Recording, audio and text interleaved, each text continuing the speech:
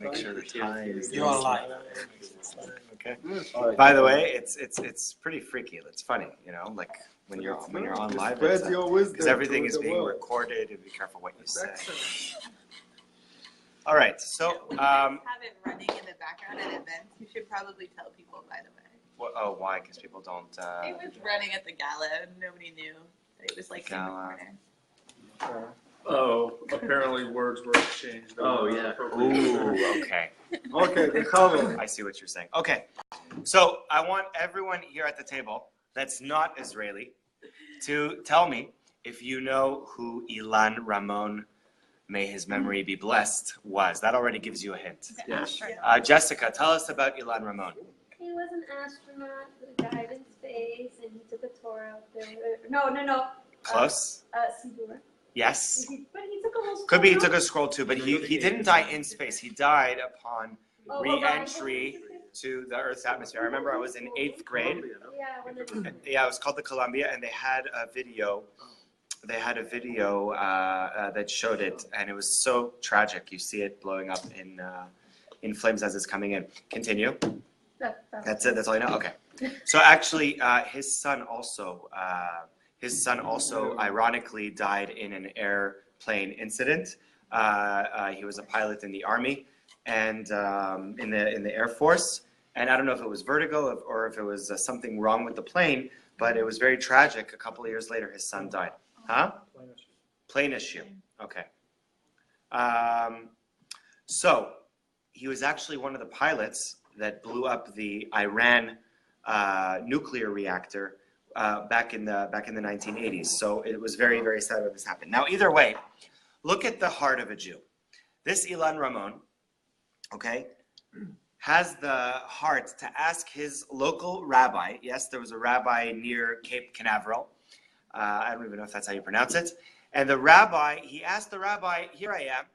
I'm going to outer space on this mission. This mission is going to do some gravity testing for the sake of planet Earth while I'm gone. And I wanted to know how I am supposed to keep Shabbat in outer space. That's basically the question that he was coming to ask.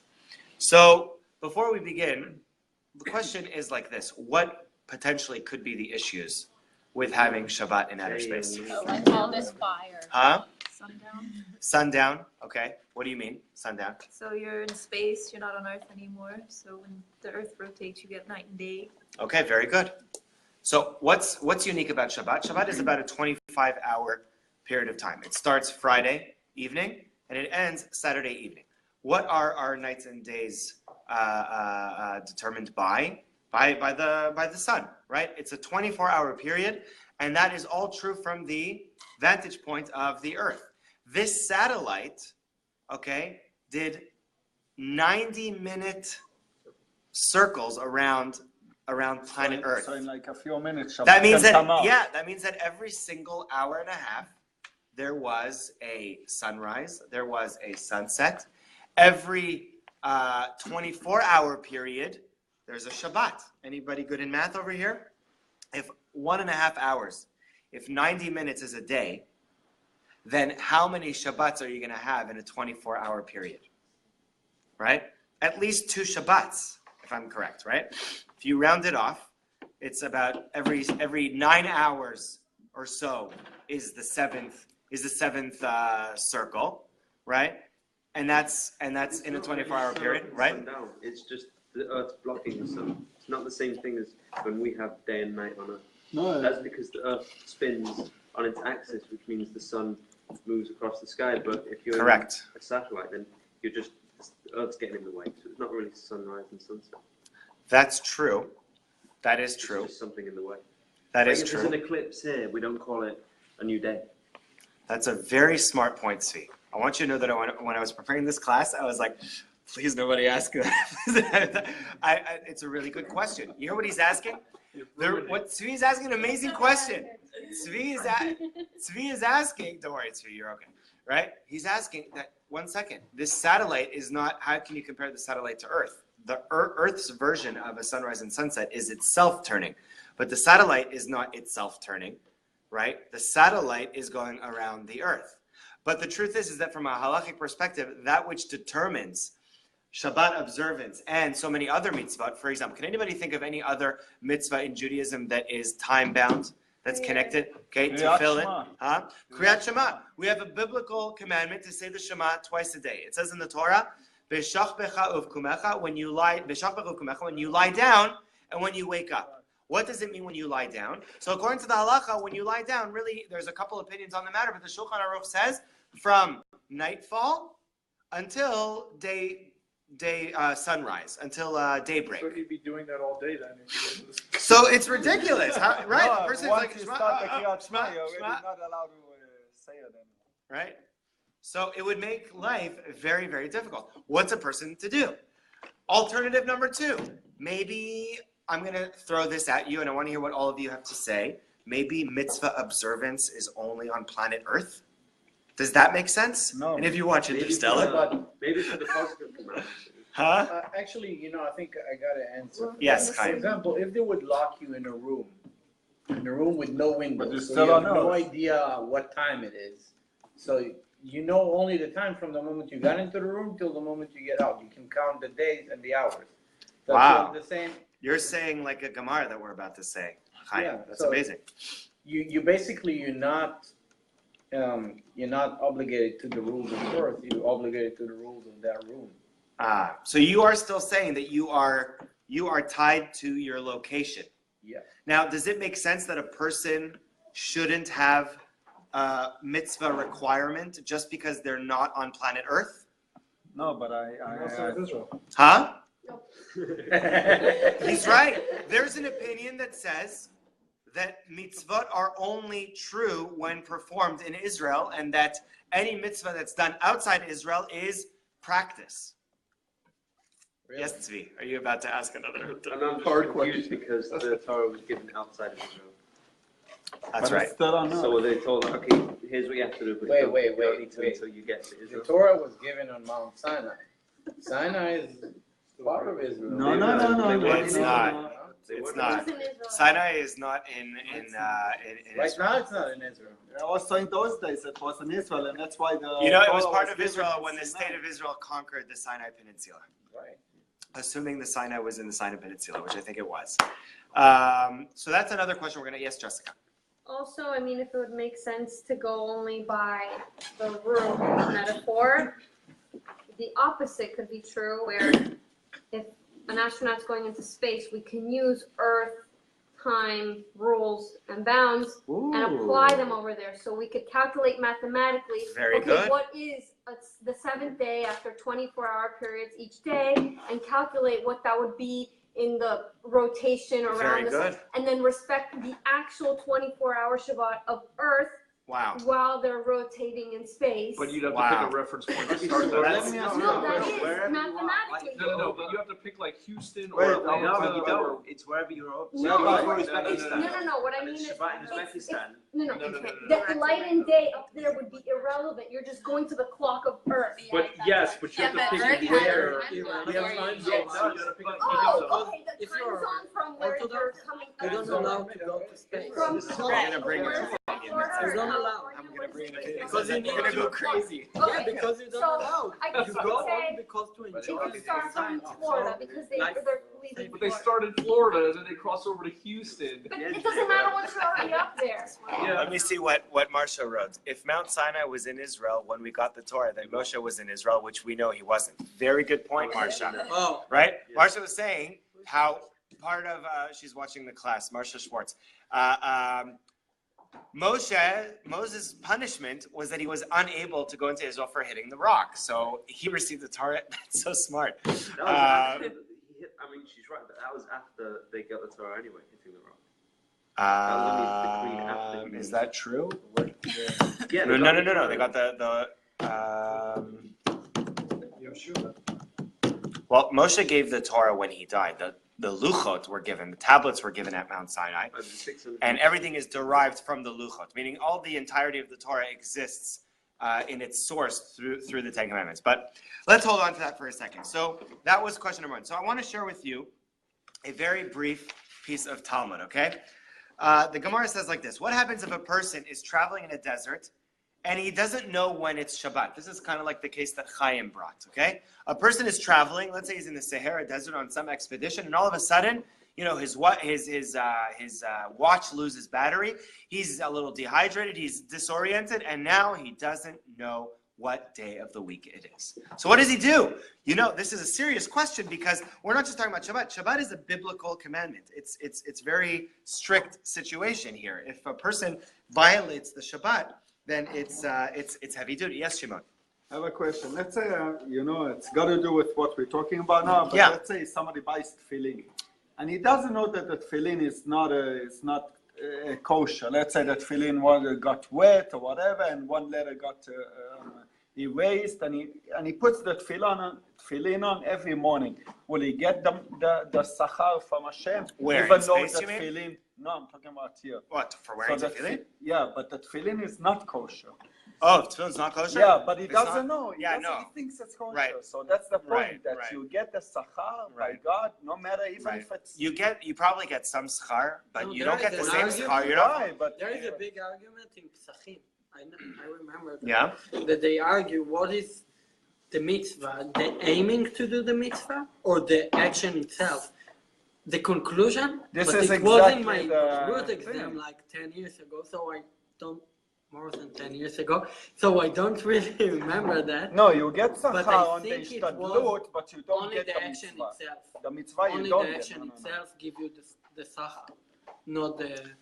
I have a question. When you're on a plane, how do you determine when it's time to say Shachrim and Charim? Okay, Marsha, I have the answer to that question because I had that question myself. And Rav, the mitzvah is the intent, is what I learned. Yes. Okay, so to answer your question about, she's asking, how do we know when we're on a plane? How do we know if we're able? No, it's not really the same question. It's a little bit different. You'll see why. You'll see why. Because space is going a lot faster. It's a lot harder to determine.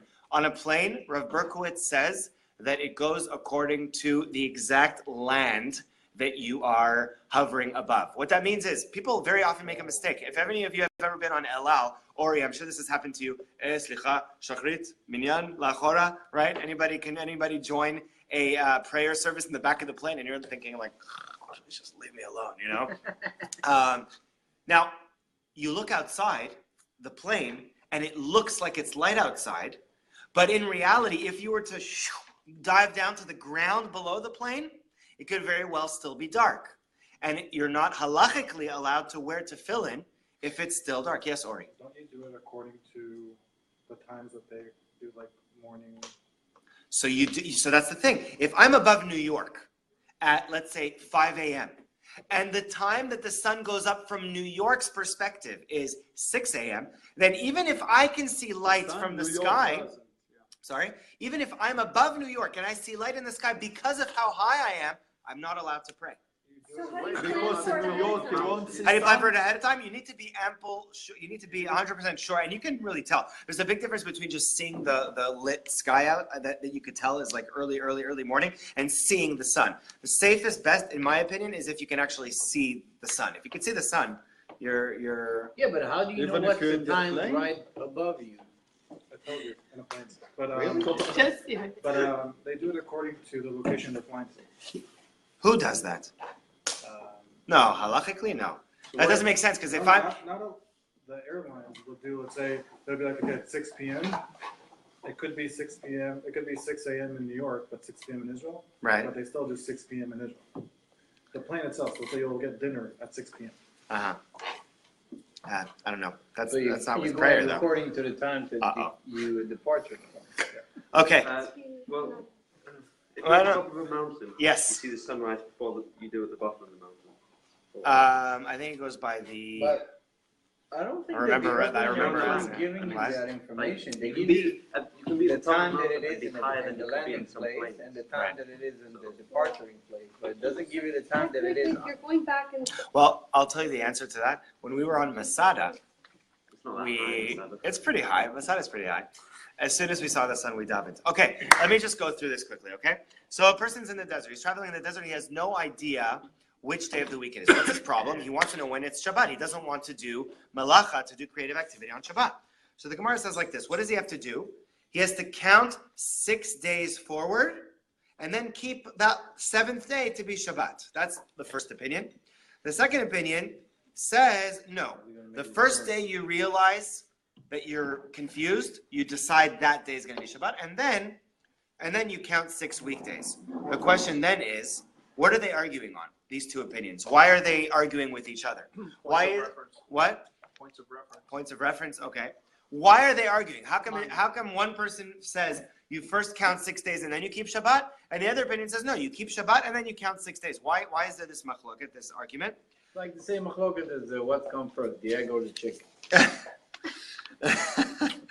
So the Gemara says one person is of the opinion that we go like Adam, okay, and one person that holds that we go like the creation of the world. What does that mean? Was created on purpose. That's exactly it. So the one that says we go like the creation of the world, what was the creation of the world? First it was 6 days of creation, then it was Shabbat. And according to the one that says we go like Adam was created, like Chaim said, right before Shabbat, and then he had his 6 weekdays. So that's the source of the argument. Either way, the Gemara has a whole back and forth, and the Gemara ends up going according to the opinion that says that you count 6, and then you have Shabbat. Well, so what does he do when he gets to civilization and he's kept it wrong? He just asks what day it is. So he goes back to what the real Shabbat is. Civilization has the real Shabbat. He has no other choice. What's he supposed to do? So at least the rabbis say the reason why he does this is that he shouldn't forget the laws. He shouldn't forget about Shabbat. He should still maintain that routine. Yes. What happens if he's on Mars? Different sun. It's the same sun. It's a different. It's a different gravity. It's a different spin. Yeah. So that's kind of like our space question, kind of. Except Mars would probably be a lot easier. 180 days. Ouch, that's a long But week. that's solely Gravitation is less To keep Wow. Shabbat there, it's very Really? No. That's a long Shabbat. No. What? Gotta buy an extra long crock pot. No, it's Make sure that cholent lasts The you for rotation of 180 Mars days. around the sun I'm is sure 180 it's the size days, of a but hot the plate. rotation of itself on day and A night day is on way Mars less is than the same length of time as a day on Earth, so the question's irrelevant. Why? 24 hours is a day on Mars. Yeah. Okay. Google say that? 39 Oh yeah, minutes. from the Martian. I know. Yeah, true. Now, Google. however, the Gemara says that if I know, yes, If you are lost in Well, the that's 1 desert year. and you So 1 lost Mars Did your you see the movie time, Martian? you don't need to keep Shabbat because it's Pikuach Nefesh. safe. Yeah. Wait, so the Gemara says So you don't that need you are allowed to do, you're allowed to do whatever you need to do in the desert, but just to stay alive. Okay? You're only, guys, you're only allowed to do in the desert on that 7th day exactly what you need to stay alive, right? So the Gemara also says As something. in, like you're allowed to break it to keep yourself alive, Yes. but all the other stuff you should maintain as. Do as Shabbat. little as you need to, but do as much as you need to stay alive in the desert, even on that day of Shabbat. Now, what he does say is something interesting. Let's say you know let's say you know how many days ago you left, but you still don't know which day of the week that was. So what the Gemara then says is that you can count 8 days from the day you left, and you can do whatever you want on that day and be certain that it's not Shabbat. Why is that? Think about it. This guy is a Talmudic scholar. Tzvi Alpert. Wow. Right? Because we know, we have a rule that people don't leave to travel on Shabbat because of the violations that are involved. And then the Gemara even says something further. The Gemara says, what's that teaching me? Like, what's the novelty? Shouldn't that have been obvious? Right? What Tzvi's saying? Shouldn't it have been obvious that if I know exactly 8 days from when I left that it's not Shabbat? So the Gemara says, you might have thought that maybe I'm allowed to keep 2 days because even Friday people are not really supposed to travel because they might come into Shabbat. And therefore, if a person counts 7 or 8 days, they're scot-free. The Gemara teaches us a person should not think like that because there are certain situations where people leave on a Friday. So that might, I don't know if I'm confusing you guys, but either way, on day 8, you're definitely allowed to keep Shabbat. Okay, yes, Ori? Wouldn't it be the same thing as being on a boat? Being on a boat in the middle of the sea? Because you're allowed to be on a boat on Shabbat. Yes, correct. If it's moving while it's on Shabbos, not just Shabbos, right? You're It has to yeah. continuously be moving. No, you're supposed to make it stop before Shabbat, ideally. You could stop. If you can You can't get out. Yeah. You can't get out until after Shabbat. Correct. What if you Right. want? But does it matter if if it's at sea moving that day or if it has to be stopped? If you're on a cruise, you can't tell the No, but captain, people stop plan. at Shabbat. Yeah, but No, you but you don't already need know to what go the to the schedule is cruise for the time. cruise line. You go on a 4-day cruise. So You don't go to a cruise Okay, when so you know that. those of you that have, The cruise itself. those of you guys, what? Oh, so we're gonna bring an opinion like that. I went to Bahamas on the cruise, Sunday to Wednesday. Okay, are you guys listening, guys? Didn't even go close to Shabbat. Turn to source 3 if you have it in your booklet, okay? Source 3. So he brings an opinion which is pretty intense. He says, he quotes, I saw that a certain rabbi wrote that one is not obligated in mitzvot while on the moon, even in a closed earth colony. And there is no place for the Torah on the moon, even for people. I was shocked to reach such a decision with regards to a question that touches on keeping the entire Torah. In my humble opinion, this is Rabbi Kasher speaking here, it is crystal clear that the halakhic parameters are such that the obligation to keep the Torah's mitzvot rests on everyone, and that every Jew must keep the Torah wherever he or she lives, up on the moon or in the water underground, at the North Pole or South Pole, where a large part of the year it remains light or dark, or in an airplane. As long as one is alive and able to fulfill the mitzvot of the Torah, he is obligated to keep them and is forbidden to transgress any prohibition.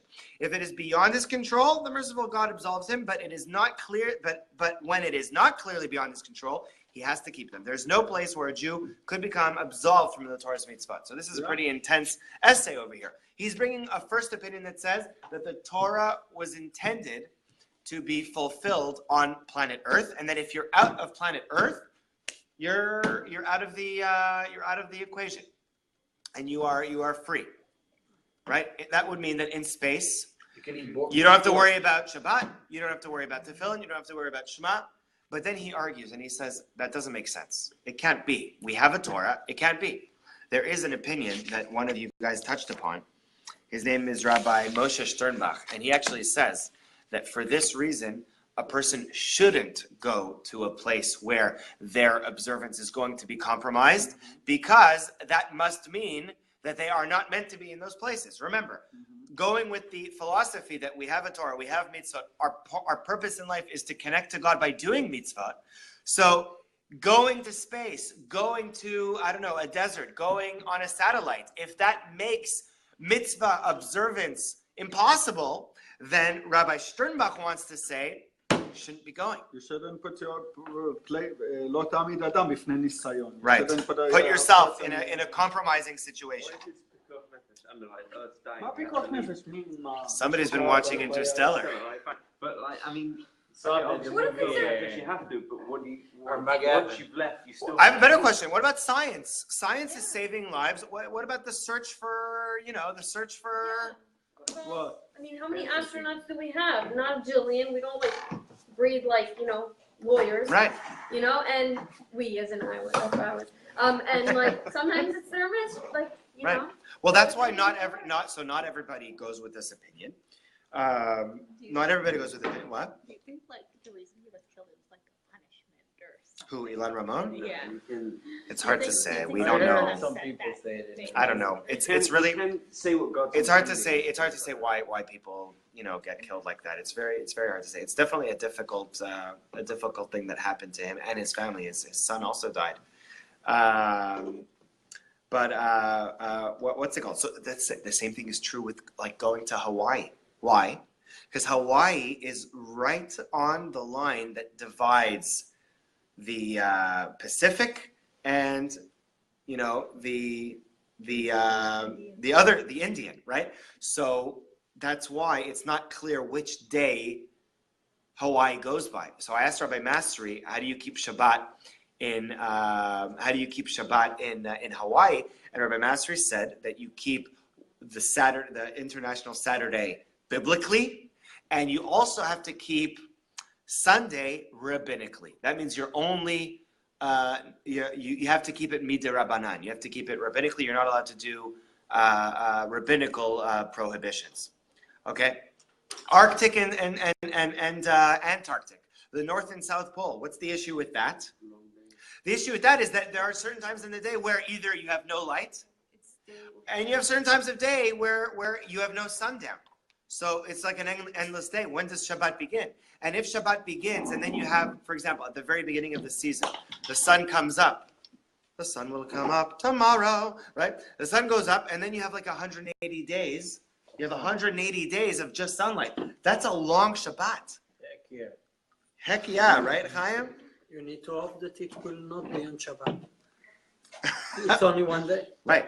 If that's true. But there's only one benefit of It's this. only one day Yeah, because no, it's the has- circle of Think about it. There's one benefit. So big if it's- benefit of this. If it's kind of happening Shabbat. Monday, it's good. You don't need to keep Shabbat for 180 But then, days. if it is Shabbat, how many meals do you have? Like, 3, only 3. Only 30. That's Only it. 3. Those are big meals. Everything else is a snack. Also, there's no vizut yomah after that. So I heard they're going to be having commercial flights to space soon, if they don't already. They go into the atmosphere, they probably. oh, good news. Flights to Manchester are now going to be direct. So. From Houston? Yeah. Oh, nice. We all scared. Okay. All right. So, guys, there were 3 proposals brought up for what Ilan Ramon should do regarding Shabbat while in outer space. There were 3 proposals. We're going to go through each one, and I want to hear your take, why you think it's a good proposal or why you think it's not a good proposal. You ready for this? Source 4. You're all invited to follow with me. We can indeed consider each time the shuttle orbits the globe, which we said is 90 minutes, as one complete day, including both a nighttime and a daytime period. Based on this, there will end up being 16 complete days within a 24-hour period. This would follow the biblical verse, and it says in the Chumash, it was evening and it was morning one day, which is the answer to Tzvi's question, because Tzvi was wondering, the earth spins, but the satellite is spinning around the earth. But if you take a look at the way the Torah literally describes a day, it's about morning and evening. So if from the satellite's vantage point, you have a morning and an evening, you have a sunrise and a sunset, technically speaking, from a biblical perspective, it satisfies that requirement. Huh? The nights will be much shorter. But you won't be able to do all of the mitzvot That's in another problem. one day. Right. How can you do Right. 2 times Kriyat So- Shema? Exactly. Think about it. Think how crazy it would be. You have a certain amount of time to say the Shema. We, for example, on planet Earth, we have about a 3-hour window in the morning between sunrise and whatever it is, 6 hours into the day. So it's roughly like a 3-hour period of time. Nighttime as well. It's a limited period of time. If you're going so fast, you're You start Kriyat Shema and already it's not allowed to say Kriyat Shema. right. Got 90 minutes to complete all of it. So you need to do Shacharit, Mincha, Arvit, all in 90 minutes. You can't daven in a Sephardic synagogue because then you're missing you're praying 2 days worth in one day. Also, I don't think you had a minion over there. No, you probably don't have a minute. So it's all spread. So look at this. In line with this approach, the astronaut would apparently have to read the Shema 32 times in a 24-hour period, because every day we have to read it. We have to say it twice biblically. And how many days did we say it would be? 16. There you go, right? He would have to put on tefillin once every hour and a half, pray 48 prayers every 24 Bottom line, hours. don't Why you have 48? time for that? Shachrit, Mincha, Arvit, 3 prayers a day times how many? That would be crazy. According to this calculation, he will have at least 2 Shabbats every 24-hour period, each for an hour and a half long. Do you think this is a realistic and valid proposal? Why or why Of not? course not. You. It's not real. It's not realistic. First of all, I don't think Elon You don't wants have to enough Shabbat time. space back in Earth. He asked. Yes? He asked. You didn't. Oh, we didn't read source 1. Yeah, no. He asked his rabbi, "What do I do about Shabbat?" Huh? But Ilan Ramon, he was But you know what? Even Chaim, you know, even very often, even the most secular Israelis still keep Shabbat. You know what I'm saying? Really? Yeah. care. A lot of They them won't do. work. Sure. No, yeah. For me. So look, Maybe one take a look to at do it source. one time. Take a look at source 2, paragraph 2. I was very moved and impressed by Mr. Ramon, and specifically by his deep love for Judaism in the land of Israel. During my conversation with him, he asked me, in my capacity as the official rabbi of the NASA district, the following question: Given that he must be on the spaceship on Shabbat, what should he do to keep Shabbat? And which time zone should he follow to know when Shabbat Maybe begins he and wanted to ends? make it special because he wanted to keep Shabbat in space. That could be also. Which also tells you a lot about him. It says just because of time constraints, we can't go too long. But it actually says that he felt that he was representing the Jewish people on this mission. That's why he brought the mezuzah. That's why he brought the Torah. That's why he wants to give Shabbat. So it seems like. Could he do Chilul Hashem in those things? What do you mean? By bringing mezuzah and tefillin and things in a place that he knows that it's going to be against the Torah. That's he not did Chilul Hashem. Because tefillin, you will not drive with tefillin in your car on Shabbat, right? Right. Well, if you know you're driving on to the wherever on Shabbat in your car, will you put tefillin in your car? No. So you put tefillin on the space, even though it knows that the ma'aboret is going to lechalel Shabbat. Right. So that's Chilul Hashem, Right. big time. Right. Because there's no way to make you not to make that tefillin. You know what I mean? Then again, there's a difference between there's a difference between riding and driving. Okay? If you're driving, that is more of a prohibition because that's the ignition of the spark, which is a question of kindling on Shabbat. What do you mean? What I mean is there is an opinion that says that, let's say you need desperately to get a ride somewhere and some guy shows up. I'm not talking about pikuach hanefesh. I know you're not talking about pikuach hanefesh. I'm just saying it's much more lenient to ride an already existing machine like a spaceship, like a plane, than to ignite it and go on it. But I'll tell you why it's not an elevator. Because but when you're in the car and let's say a guy is driving on Shabbat, by you putting weight on the car is using more gas and more. Right. This is why, by the way. Well, the elevator logic is just as faulty because it has to stop. Just because. Oh, okay, that's different. But like in a car, it uses ignition and fire. Mechanics are stopping and then restarting. So just because it's a Shabbos elevator, Yeah. it's the same. This is also why on Shabbat we try to only use cold water. Why? Because when you're using hot water, there's a reservoir of boiling water, okay, deep wherever it is, right? When you use the hot water, you're emptying the hot water from that reservoir, and what's it causing to do? Click. It's going to bring in new cold water, and it's going to warm it up. So that's why we stick with the cold water. Yes, that's why on Yom Tov, where there isn't a prohibition against this for food, then you're fine. Yes. I don't think this. It's cooking, by the way. The issue here is cooking, right? Cooking water means boiling water in a liquid context. So you're not allowed to boil water on Shabbat, but on Yom Tov, there's a special allowance for food on Yom Tov, like Sukkot, Passover, and that's why you are allowed to do all those things. I'm sorry? I don't think this problem with this problem applies in space, because once they're in space, if they're orbiting the Earth, that's what I was trying to tell Shimon, is that there's a difference between being on a self-orbiting, 90% of the energy needed in a space mission is the thrusting out of planet Earth. Once they're in space, correct me if I'm wrong, there's no friction. There's no gravity. You don't need. There's no friction. Yeah. Right, there is gravity, right? There's still the That's planet. what keeps them in orbit. Exactly. Yeah. No, but my bottom line is saying, like, if you know, anyway, Ilan Ramon, he wasn't a keeping Shabbat person. He wasn't a. Barsha is saying that the spaceship is his home. In space, there's no gravity. Weight wouldn't be an issue. Okay, but that's what I'm saying. Why bring it up then?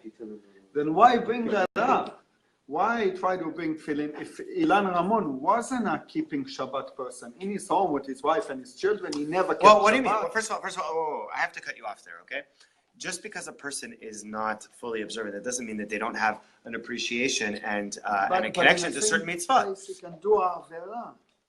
But he's trying to do a mitzvah, but a mitzvah puts him to do avera. No, it doesn't put him to do an avera. Putting on tefillin when he knows it's not Shabbat is a mitzvah in space, according to the opinion that you can fulfill a mitzvah wherever you are. By only now what I'm learning is that all of that, what we're reading, it's not possible to keep mitzvot in space. Well, we haven't finished. This is only one proposal. Just give it some time, okay, Shimon? So we have 3 proposals of how a person in a satellite could potentially keep Shabbat. The first proposal was you go with the sunrise and sunset, which would be every hour and a half. So in other words, you don't like this proposal, like most people here. So that's why it's probably not the right answer. Move on to source 5. This is going to be the next proposal. This is the proposal that we spoke about from the plane, right? What did we say you do when you're on a plane? We said you go according to the land that is below you. So here, he is suggesting the same thing, which would be pretty crazy because think about it. The satellite is going so fast. It's going an hour and a half around the globe. You're going from Israel to China to Hawaii in the span of minutes. How do you possibly keep, let's see what he says. There's another possibility. Everybody with me? Source 5. There's another possibility that the astronaut should always act in accordance with the time of the place that he is passing over. This applies both to day and night, to the date, and to the count of days of the week, month, and year. However, this possibility is also not very sensible, for according to this, a strange possibility becomes possible, that for a few moments it will be Shabbat for him, and immediately afterwards, Shabbat's out, right? A little while later, it'll be Shabbat for him again, and this will continue. Similarly, it's possible, according to this possibility, that at a certain point, he's obligated to say the morning Shema, and right after he begins, the time for Shema will end. And right after he begins, the time for Shema will end because he's already, right? So it's a similar problem to the first proposal. The first proposal was a problem because as it is, you're going very quickly. This is making the problem even worse because you're going further in time as you go that quickly. You understand? For example, I don't know which direction the satellite was going, but if you're in New York at 8 in the morning or 9 in the morning, and you're heading towards the West Coast, right? That actually works because it's more time. If you're heading in the opposite direction, you're heading towards the Atlantic, then the span of time that you have is closing in on you. It's going to be even harder to keep any of the mitzvah, right? So those are the two proposals that we have so far, right? And it seems like both of them would mean a very unrealistic type. Yes, Ori. Why don't you just not go according to the official clock? Huh? Go according to the official clock. Which official clock? NASA is the official clock. NASA is the official, what, like in Florida? Go with Florida's clock. No, I think it's Houston. Houston. Oh, it's Houston. Houston NASA is the official clock on airspace. Mm-hmm. Oh, yeah, really? Yeah. Good times. But that's like that's the Jewish year and the non-Jewish, the Gregorian year is different anyway. So you'd be going by a non-Jewish time. We go also right now. But it's not the time. It's when the sun comes up, when the sun goes down. Yeah, but there's going by times the for lunar the. calendar. You go to pray by the But let's say, Jewish but they have it if all you don't have calculated a clock, how do you know if Shabbat comes in or goes out? You look at the the Jewish Jewish. religion. You don't have That's how you have 1 a hour. calendar. You have That's two years temporary ahead of time. But I don't think they You take calculate the that sunlight for and Jewish divide and it by mitzvot 12, and things and like this that. is your I know 1 when hour dusk and dawn for is all for of the the next 10 years. what? Isn't 13? Yeah, on the calendar. It depends. Every day it's change, you know. What Every day changes? it's change. The hour. You don't have like 60 minutes hour. Hour in the Gemara, it's temporary hour. You Right. calculate it by But you a day take is the actually- daylight right. and divide by That's 12. another very good point, is that in Jewish law, we go by what's called sha'az manit. We go by a halachic hour. The way that halachic hour is determined is by calculating the exact amount of time from sunrise all the way until sunset, or how do you say alot hashachar in English? Daybreak? Dawn. Dawn until dusk, or stars out. We have a system where we divide that into 12 equal parts, and that is what's called a halachic hour. By 12 parts, yes. And also night. You take stars out until dawn, you divide that. That gives you what's called the sha'az manit, the halachic hour, which means that at certain times of the year, like in the winter, the hour is longer. In the right? winter, no, Yeah. shorter. Shorter, sorry. At night it's longer. Yeah. Yeah, right? but the night you don't care about the night. You don't need to do any. No, You don't have a lot of mitzvah in the night. Well, no, that's not true. You have Arvit, you have Arvit, it's only the- it's the- calculated after you have it's Shema, finished the the day. No, Shema but of you have night. also the moon thing. But you this have is the- before you go to Of sleep. course. It's not relative to the hour of the Sleeping day. is not a mitzvah. Well, there's a mitzvah. But the about Rambam learning is at saying- I nighttime, right? meant, I meant that you don't have like when you need to do the mitzvah. You don't have schedule. You have schedule only in the day. Mariv you can do all over the night. You don't have like. But you have to 3 know what time it temporary starts, right? You have to know what time it starts. There's when definitely you don't there's have ramifications for both. But either way, this would mess that up because what hour are you going by? The hour over every land that you're in is different because of its because it's always moving. So this brings us to the third proposal, which is probably the most realistic one. And he says like this, source 6. Yeah. Right? It is possible to determine that a complete day for him will finish after 24 hours pass, 12 of them night, and 12 of them day, totally ignoring what is going on outside the space shuttle, whether it is orbiting above an area of the Earth that it is in daylight, or one that is covered with the darkness of night. If we take this approach, he would have to treat the first 12 hours of the day as night, because in the Jewish law, our days begin with night, right? The Jewish day of the month begins at nightfall.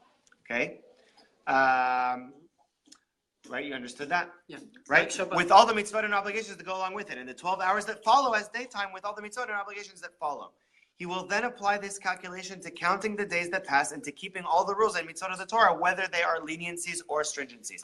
So this was Jessica's original proposal, and this is the one that makes the most sense, but there is still an issue, and there's no perfect scenario. The issue here is that, like, it's a new concept to create your own time frame. Because the Torah does tell us that we work based on a sunrise and a sunset. And going with this proposal, Jessica, would mean totally ignoring both Earth's sunrise and sunset and the satellite's sunrise and sunset. So it's not an ideal proposal, but it's more realistic for his own observance of mitzvah to be able to be mekayim something. So you're probably happier with this one too. Yes, Tzvi. You're not really ignoring Earth. It's like if you take off from Florida, so you keep Florida. I'll tell you why you are ignoring it, because it's not your sunrise. No, it's some city that you decided should be your sunrise, but you're not in Florida. You're not in Hawaii. No, I'm not saying that. You do have to have a point of reference, but in Jewish law, your point of reference is where you are. I can't. It's like saying I'm in Houston and I want to go with New York's time frame. Yeah. No. What we're suggesting here is that this satellite. Jerusalem. Jerusalem would make Yeah, sense. that maybe. would be Not closer Florida. because when you pray to. No, but it's right because. They take off from Florida. Because How do you, Yeah, also you what aim your direction heart to you pray, Jerusalem. like, So yeah, what Yeah. direction? you know, Yeah, but there's How no. do you face east? So don't go Yeah, to space. Don't go to Right. the astronaut. Right, it's like Don't work in McDonald's. Miriam was asking, how do you face east? As you're going around Or the like- continent, you have to like, Yeah, turn around. Okay, and then you learn also how to dance in the you same can't time. stand. So, You can't stand. How you do Yeah, it? Yeah, how how do do you you stand stand? in There's no space? gravity. You can't stand. In space? Yeah. Yeah, it's You no Yeah. buckle yourself. You Actually, never you saw can- Interstellar? But you need to do a midah. You can stand. So where you the do satellite you is do close. You're fly. You're not. You buckle yourself You know onto what? something. Bottom line, don't go to space. So you Okay. just changed it from Yeah. Amidah to No, don't worry. Don't None of us worry, in here I'm are not ever gonna going be to space. What? I said, don't worry, none of us in here are ever How do you going do to the 3-step forward, 3-step backwards? That would be You tough. can- That would be He's tough. from London. From London. It's like It's like how to. hard to be Jewish on space. What if you're underground, right? And you don't know what. Well, also, what would you do, like, even if you were on Earth, let's say you were a doctor and you had the night shift, so you wake up to go to the night shift, so how would that work? Would it How be you get similar? complain. Well, if you're on Earth, you have to follow Earth's. Yeah, my wife was, she used to wake up at 4 and 5 and she used to, just follow the mitzvot, but it's sleep late. Yeah. I was on So it's clear from the commentaries. It's clear from the guys. We're gonna finish with this, okay? It's clear from the commentaries that because so many of our mitzvot and items of Jewish observance are dependent on the moon for months, the sun for mitzvot, the year goes by the sun. So many things are learned up from the vantage point of Earth. It's clear that the mitzvah is from Earth's vantage point. Does that mean that Ilan Ramon should not do mitzvah in space? That doesn't mean he shouldn't do mitzvah in space. That doesn't mean he doesn't get schar for them, reward for them in space. What it means is that if he is observing anything in space, at least he's doing it to keep himself familiar with whatever it is that he ought to be doing. So he gets the sachar, but he doesn't get the mitzvah. Correct. According to this opinion. Yes, Jessica. Well, shouldn't it be like a plus, almost like a extra credit? Yeah, almost like an extra credit because he's going out of his way to do something that's doesn't seem feasible in a space where he's working to try and keep it. And if you do attempt at it, then yeah, I mean. There's a Gemara that says but like if he would not go to be in space because he knew he would get more sachar. Yeah, exactly. There's a Gemara that says that God is so kind that if you have machshava tova, if you have positive intention to do, well, it's a different scenario, but if you had intentions to do a mitzvah, you wanted to visit the sick, and something happened that was out of your control and you didn't get around to doing it, God considers it as if you did that mitzvah. However, if you had in mind to do an avera, you wanted to go and steal or do something wrong, do a sin, and you didn't end up doing it, God doesn't count that against you. Here, it's different, though, because you're going into space knowing that you're going to be in a compromised situation. And that is why, like we said before, Rabbi Sternbach says, person, according to him, should not be going to places where their mitzvah observance is going to be compromised. That meaning, according to him, the fact that you can't keep the mitzvah in those environments means that God doesn't intend for you to be there. Okay? And we're going to discuss this more next week. We're going to this. Yes, what's your question? I was just going to say, there are things like that are from, for example, they tell Jews, trying not to be a judge. Literally a judge in a court of law. Yeah. That position, that work, because we're not judges, God is the ultimate judge, and doing that kind of work seems like un-Jewish-like to be a judge. We should try not to be. But there are a lot of Jews who end up having that position, and they're doing that every single day in their workplace. In a secular court? In a secular court, being a judge. This is your job. You're a judge. Even not. No, but there was always a judge, in the Sanhedrin and or even in the Judge but if is you the best learn about work it, for Jewish it's people. It's not the best. It's We not have the best job opinion for a Jew to about have. everything. We know, we learned that. So, how many people get to have the talents that Ilan Ramon did to go up in space and make some kind of huge contribution? I think that with that, and trying to make all the mitzvahs happen during that time frame, making it work for him, because I think at the end of the day, God, he's doing all these mitzvahs. God knows what time, night, and day. Is that really going to affect?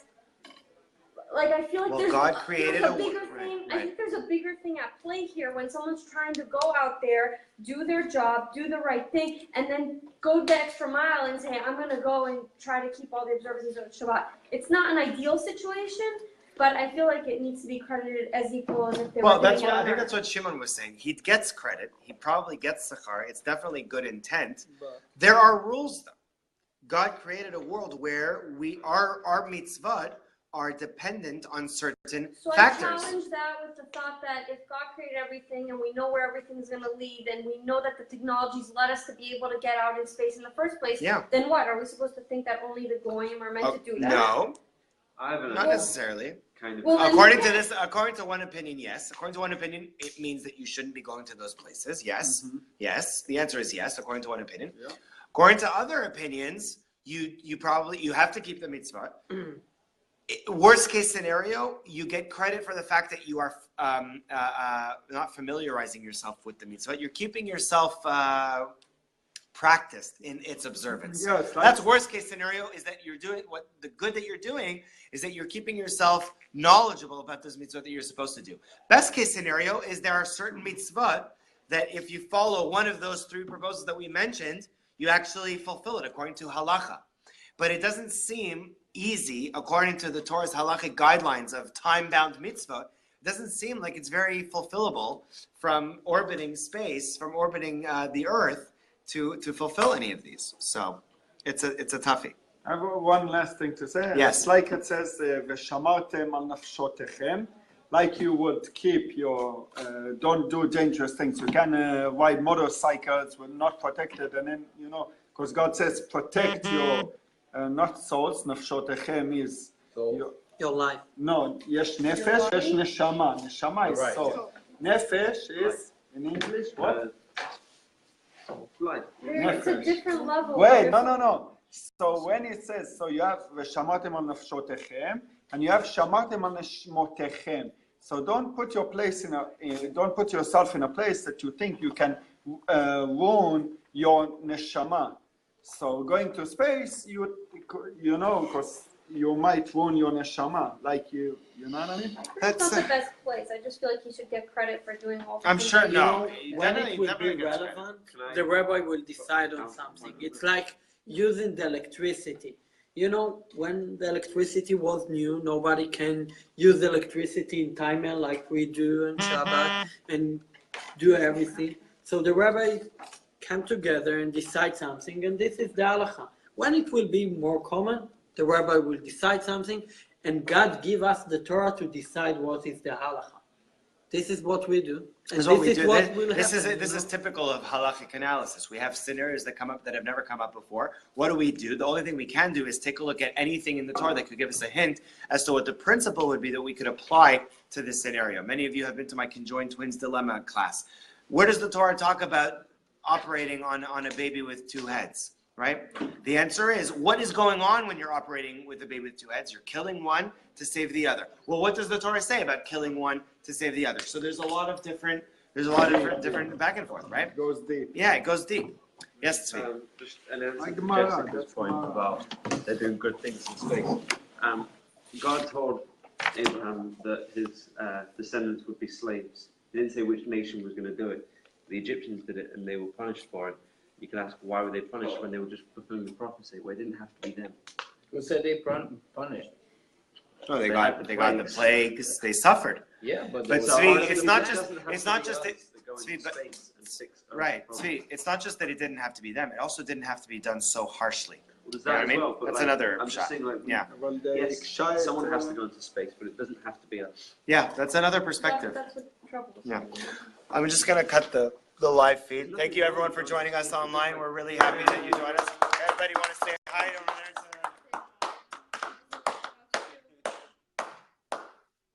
All right. Thank you for joining us. Have an amazing week and catch us next week. Next week, everyone, we are going to be discussing the observance from the North and the South Pole. All right. So we'll see you guys then.